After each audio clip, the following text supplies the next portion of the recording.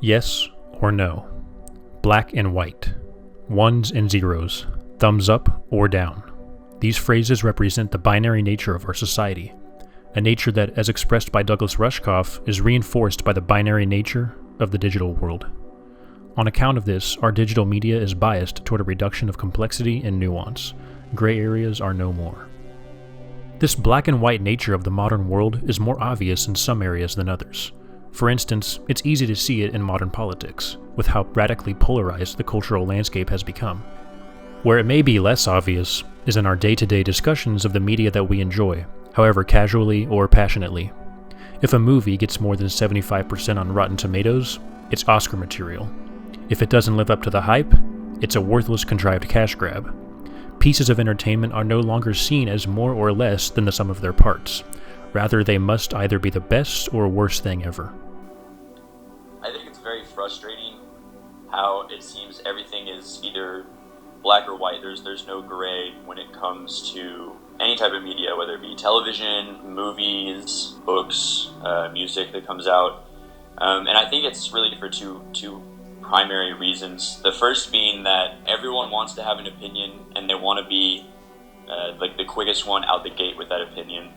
So not a lot of thought goes into it. It's really just about having like a strong opinion that makes you seem informed. Just right out the gate, you want to be the first one.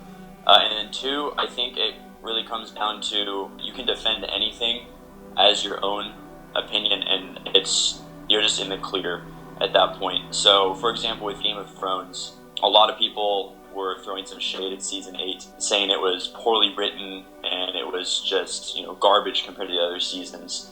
And where if you look at it and like analytically, there is some differences for sure.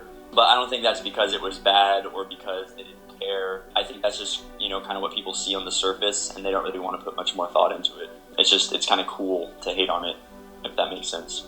A similar phenomenon occurs when controversies arise surrounding high-profile individuals or organizations. As is so often the case in modern politics, tribalistic hot takes become the status quo. Either the guilty party is a blight upon the earth, or they're the innocent victim of a conspiratorial witch hunt. I think that people have a adverse reaction to things.